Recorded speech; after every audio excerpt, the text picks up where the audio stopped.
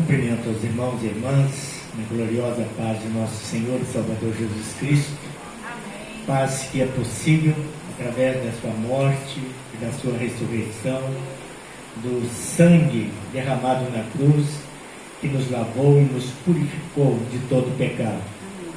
Essa paz é uma paz que o mundo não pode dar, mas também não pode tirar. Aleluia! Porque uma vez arraigada em nosso coração, ela vai permanecer. O próprio Senhor Jesus disse que todo aquele que ele segurar, de maneira nenhuma ele lança fora. Amém? Então nós somos seguros em Cristo Jesus. Aleluia. E eu quero convidar os irmãos aqui presentes e aos que vão estar nos acompanhando através da gravação do vídeo, que abram a palavra de Deus no último capítulo de João. Não se levantem ainda, porque eu vou fazer um breve comentário introdutório. Mas já abram em João capítulo 21 e nós daqui a pouco vamos proceder à leitura dos 14 primeiros versículos. Por que eu pedi para vocês ficarem ainda assentados? Por uma razão. Nós vemos aqui que esse versículo, ou melhor, esse capítulo, ele foi acrescentado, conforme os estudiosos têm entendido, posteriormente pelo próprio evangelista João. Ele teria encerrado o livro com os versículos 30 e 31, onde ele diz: na verdade, fez Jesus diante dos discípulos muitos outros sinais que não estão escritos neste livro. Esses, porém, foram registrados para que creiais que Jesus é o Cristo, o Filho de Deus, e para que, crendo, tenhais vida em seu nome. Então todos entendem que aqui é o primeiro encerramento do livro. Mas posteriormente, João entendeu que devia acrescentar esse texto, que é tão maravilhoso, não podia faltar mesmo, porque nos faz muito bem a nós, como seguidores de Jesus Cristo, o nosso Senhor. Ele previra antes que, se fosse registrar tudo, não caberia, mas ele lembrou demais esse texto do tempo do ministério do ressuscitado de Jesus Cristo, nosso Senhor, que de fato é fundamental para nosso entendimento e para a nossa firmeza na fé em Jesus Cristo, o nosso Senhor. Então nós vamos ler esse texto, 1 a 14. Vamos colocar de pé agora em reverência à palavra de Deus.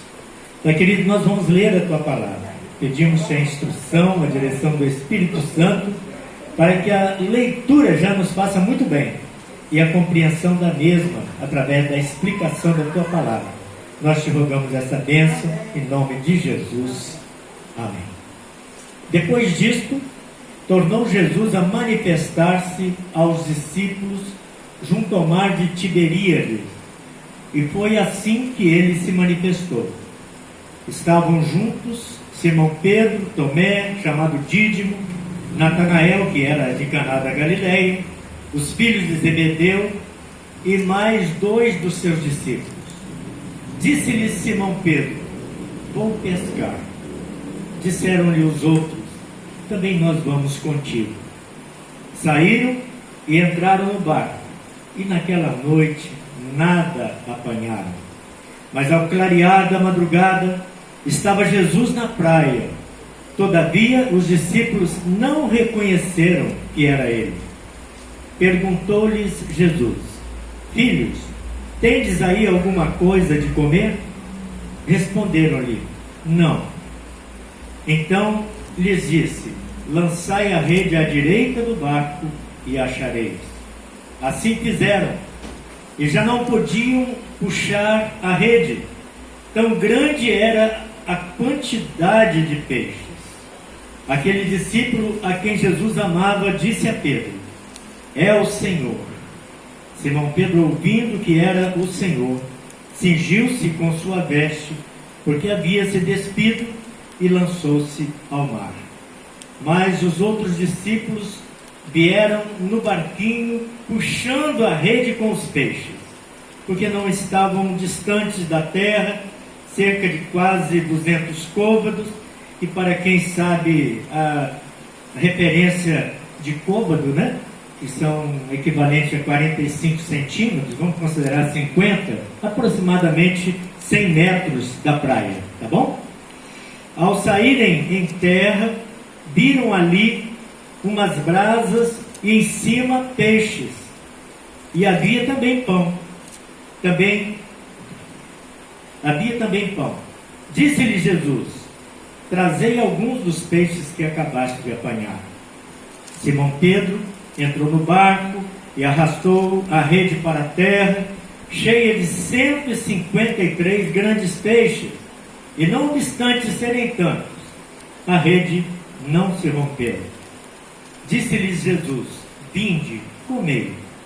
Nenhum dos discípulos ousava perguntar-lhe: quem és tu? Porque sabiam que era o Senhor. Veio Jesus, tomou o pão e lhes deu, e de igual modo o peixe. E já era esta a terceira vez que Jesus se manifestava aos discípulos, depois de ressuscitado dentre os mortos. Amém. Amém. Podem sentar, irmãos e irmãs, podem sentar. Vamos meditar na palavra do Senhor. Quem lê os evangelhos sabe muito bem onde Jesus começou o seu ministério. No lugar menos provável, no lugar onde provavelmente um mestre em Israel não iria buscar discípulos.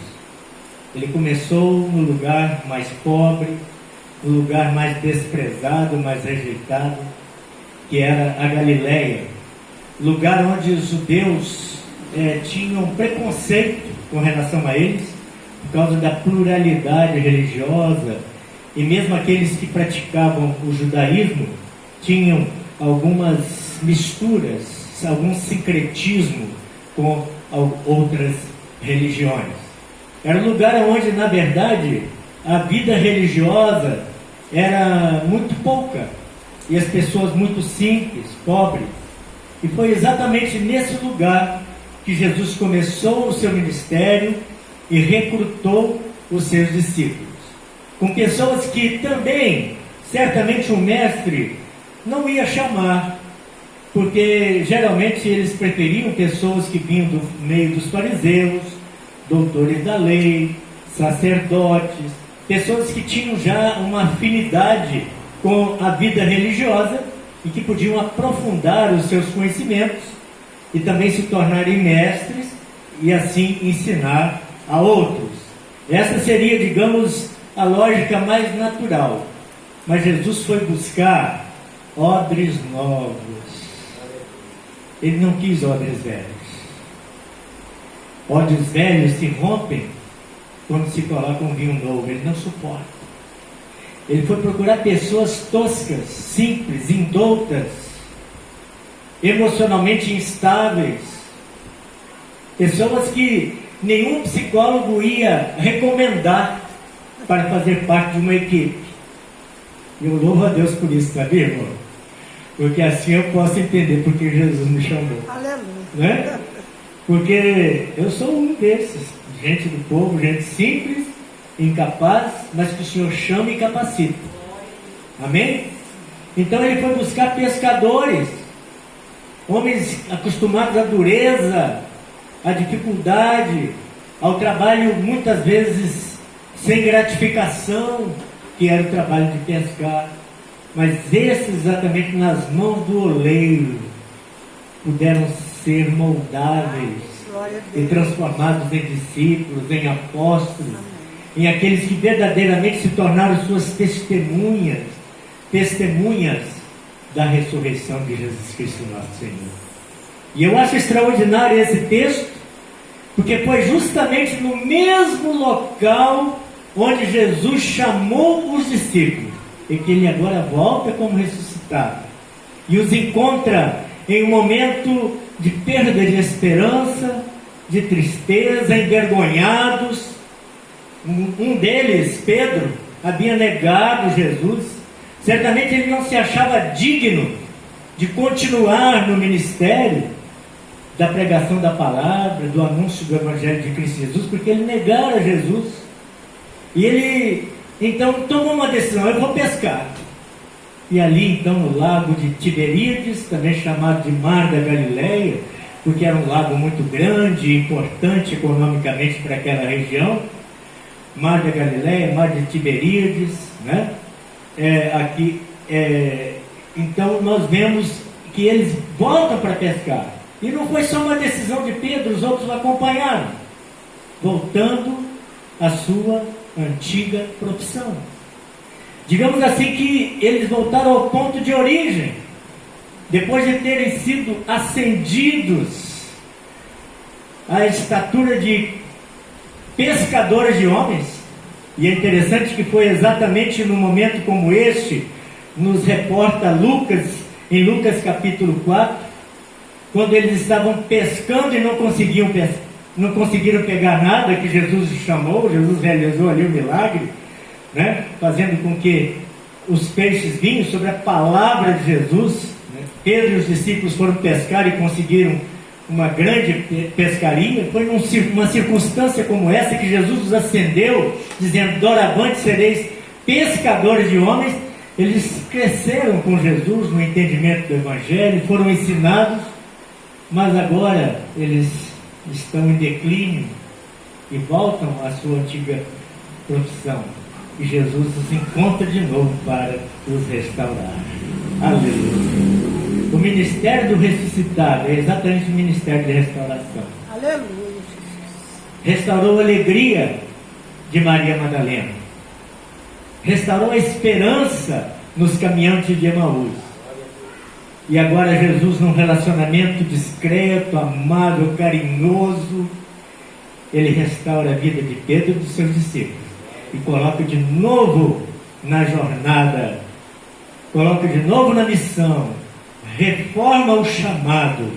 Quando mais adiante nós podemos ver Jesus num diálogo com Pedro, diz: apacenta as minhas ovelhas. Que Jesus maravilhoso é esse, nosso, que trata a nossa alma, nosso coração, o coração ferido, até daqueles que perderam o rumo, que não estão mais olhando fixamente para Jesus, mas que Jesus ama e cuida.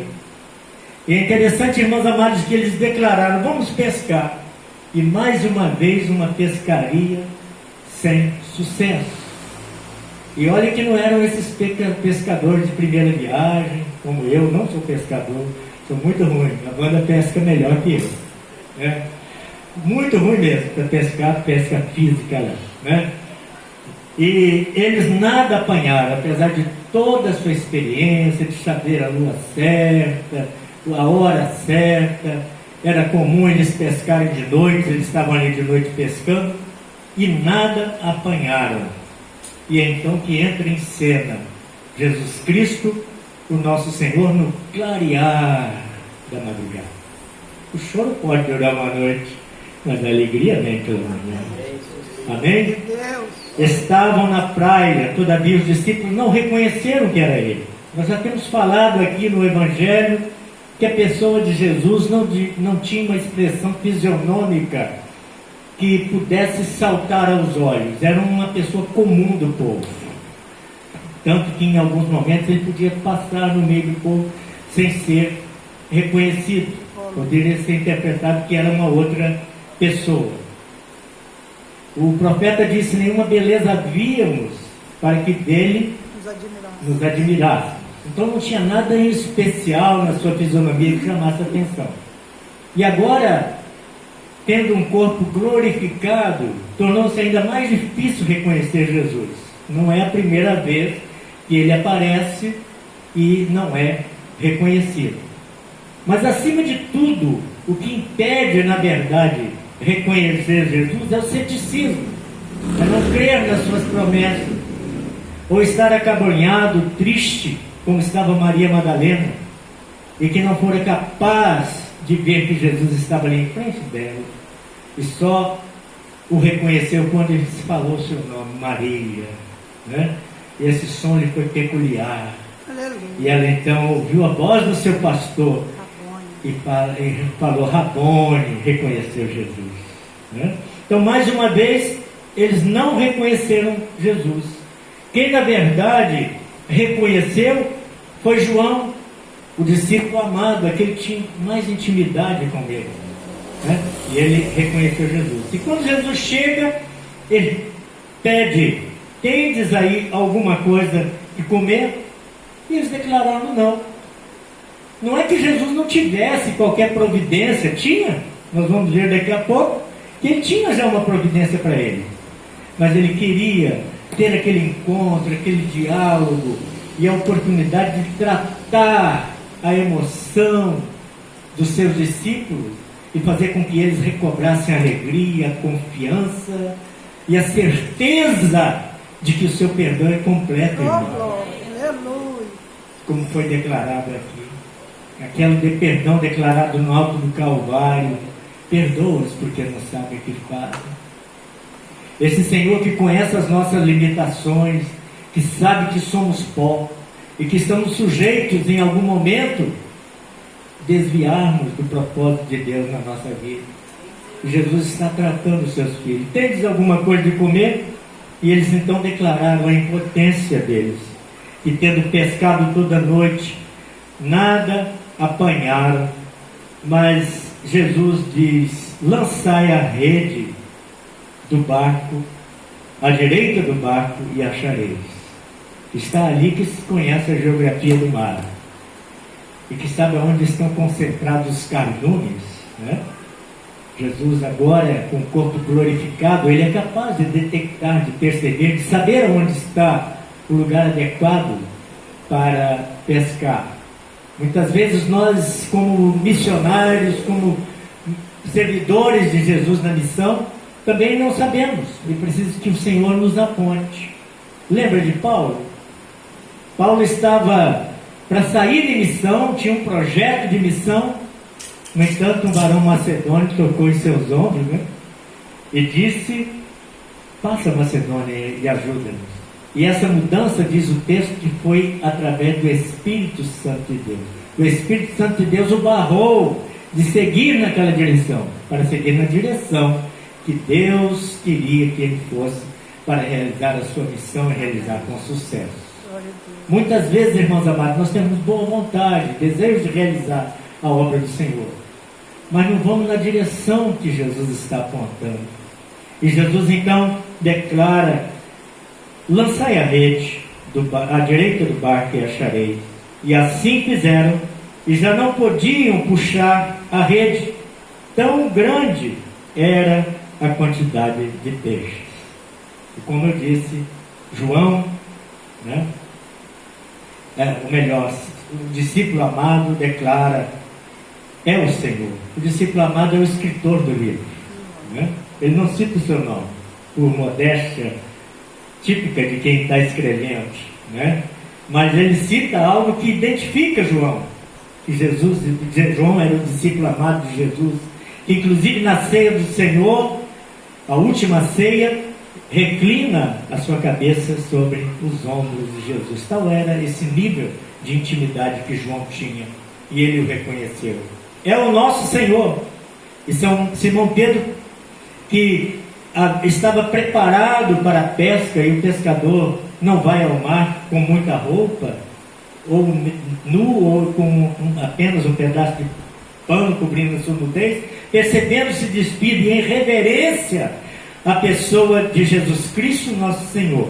Ele coloca rapidamente as vestes, e talvez assim assustado com aquela situação, e até temeroso, ainda com o coração triste, por ter envergonhado, por ter negado Jesus, ele se lança ao mar. E os seus discípulos vieram puxando a rede com os peixes, porque não estavam distantes, senão a cerca de 100 metros da praia. Ao saltarem em terra, viram ali uma provisão do Senhor. Jesus não tinha pescado, mas trazia consigo pães e peixes. Uma provisão inicial, que Jesus preparara com amor, com carinho. Irmãos já pensaram nisso? Esse amor de Jesus por discípulos que o abandonaram, que não foram capazes nem mesmo de estar em oração com ele, estavam dormindo. e depois se afastaram dele no momento decisivo da sua crucificação. E agora Jesus chega, não questiona o modo como eles viveram ou agiram com relação a ele, mas ainda lhes proporciona uma refeição inicial e diz: vocês têm algo a contribuir, coloca aí também os peixes, alguns dos peixes que vocês pescaram. Jesus então tem aquele momento de comunhão, de refeição junto com seus discípulos, refazendo as forças, Glória a Deus. mas acima de tudo refazendo a emoção daqueles discípulos feridos a quem Jesus está tratando. Que maravilha! Ao saltarem em terra, viram eles ali algumas brasas em cima de peixes, e havia pão. E Jesus diz: trazei algum dos peixes que acabaram de apanhar. Simão Pedro entrou no barco e arrastou a rede para a terra, cheia de 150 três grandes peixes. E não obstante, serem tantos, a rede não se rompeu. Outro milagre, né? Porque aquela rede já era uma rede desgastada e podia se romper, mas não se rompeu. Outro milagre do Senhor. E Jesus fala: vinde, comei. Um momento de comunhão com os seus discípulos. E em seguida vem a interrogação de Pedro, e aqui eu quero me concentrar, porque Jesus não queria apenas que eles fossem restaurados na sua emoção, mas que eles retomassem a sua caminhada como pescadores de homens, como pessoas que iam proclamar a sua palavra, serem testemunhas da sua ressurreição. E Jesus então questiona Pedro com essa pergunta: Simão, filho de João, amas-me mais do que a esses outros? E ele respondeu: sim, Senhor, tu sabes que te amo. E ele então acrescenta a ordem: apacenta os meus cordeiros. Tornou a perguntar-lhe pela segunda vez: Simão, filho de João, tu me amas? Ele lhe respondeu: sim, Senhor, tu sabes que te amo. Disse-lhe Jesus, usa aqui um outro verbo, né? O primeiro é apacenta, mas tem o mesmo sentido: pastoreia as minhas ovelhas. Pela terceira vez, Jesus lhe perguntou: Simão, filho de João, tu me amas? Pedro entristeceu-se por ele ter dito pela terceira vez: tu me amas, tu me amas. E ele respondeu: Senhor, tu sabes todas as coisas, tu sabes que eu te amo. Eu imagino esse coração a cada pergunta de Jesus, lembrando do tempo da sua autossuficiência de dizer para Jesus: nenhum mal vai te acontecer, nós não vamos deixar, né? Quando Jesus fala a respeito da sua morte, né?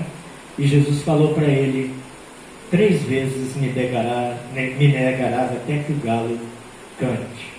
Eu acredito que houve uma revolução no interior de Pedro nessa hora, entre o sentido de amor que ele tinha por Jesus, ele amava verdadeiramente, mas ao mesmo tempo a lembrança de o ter negado 3 vezes.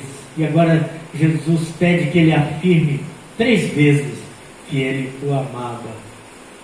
E Jesus então, por último, diz: pastoreia as minhas ovelhas, apacenta as minhas ovelhas. Em verdade te digo que quando eras moço, tu te cingias a ti mesmo e andavas por onde querias. Quando porém fores velho, estenderás as mãos e outro te cingirá e te levará para onde não queres. Você está aqui na casa de Deus, eu também. Nós somos seguidores de Jesus e amamos Jesus. Declaramos isso a alto e bom som, né? Através do louvor, da adoração. Nós reconhecemos que falhamos também, mas esse Senhor Jesus que nos chamou trata a nossa emoção, o nosso coração. em dias em que o negamos, em dias em que não confiamos na sua promessa, na sua palavra, em dias em que o mundo está atribulado com a pandemia, nós queremos olhar para Jesus e saber que Ele trata o nosso coração, que Ele está conosco, que Ele trata cada um de nós de uma maneira muito especial e espera que nos envolvamos na sua missão. E a sua missão, irmãos amados, não é de fazer grandes conferências pelo mundo afora. A sua missão é sermos sal, sermos luz, aonde quer que estejamos, no encontro com as ovelhas que não têm pastor, anunciando esse Senhor que ama verdadeiramente as ovelhas e que é o grande pastor das ovelhas. Aleluia. O Senhor está tratando você, está tratando a mim, Amém. para que possamos ir ao encontro daqueles que sofrem, Aleluia, Jesus. estendendo a mão, orando, abençoando, colocando o ombro amigo para quem precisasse desabafar, mas sempre anunciando que o Cristo ressurreto verdadeiramente nos ama e cuida de cada um de nós. Aleluia. Amém? Louvado seja o nome do Glória a Senhor.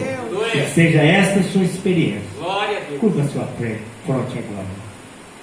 Pai querido, entramos em oração, gratos pela atitude de Jesus, atitude amorosa para conosco, e que nos dá uma provisão inicial para que sejamos sustentados, amparados, e que também nos chama a estar, ó Deus, prontos a obedecer a sua ordem, de fazer missão, de apacentar ovelhas, acima de tudo cuidando daquelas ovelhas que ainda não estão no aprisco, mas que já são, ó Pai, tementes a Deus e que expostas ao Evangelho de Jesus Cristo de Jesus, vão responder e vão vir para pertencer a esse rebanho maravilhoso de Cristo Jesus, que é a igreja. E eu te peço, ó Pai, que o Senhor esteja tratando cada irmão, cada irmã que aqui está. Não importa o quanto tem, ó Deus, perdido a sua esperança, sua perspectiva como um obreiro, um missionário na obra do Senhor, mas que venham hoje decidir de verdadeiramente ser, ó Deus, um instrumento de bênção em tuas mãos, no mundo tão carente e tão necessitado. Trata, ó Pai amado, cada vida. Amém. O Senhor sabe fazê-lo Aleluia. através do seu Espírito Glória a Santo. Toca em cada vida e Amém. aplica essa palavra, Amém. Senhor. Nós te pedimos, em nome de Jesus. Aleluia. Amém. Glória a Deus. Amém. Glória a Deus. Aleluia.